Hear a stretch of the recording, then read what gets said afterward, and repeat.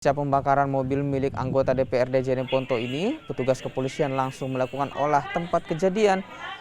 Garis polisi pun dipasang agar proses penyelidikan bisa berjalan. Selain olah TKP, petugas juga mengambil rekaman kamera pemantau atau CCTV dari rumah korban. Sejumlah saksi pun mulai diperiksa untuk mengetahui pelaku pembakaran mobil tersebut. Kami bersama anggota mendatangi TKP sekaligus mengamankan status quo, terutama barang bukti.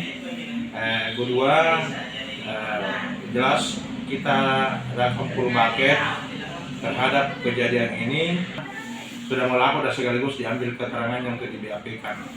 Nah, untuk kepolisian sendiri apakah sudah melakukan olah TKP seperti apa? Kalau alhamdulillah tadi pagi begitu dilaporkan ke atas, pihak Inapis dan pihak identifikasi langsung turun melakukan olah TKP.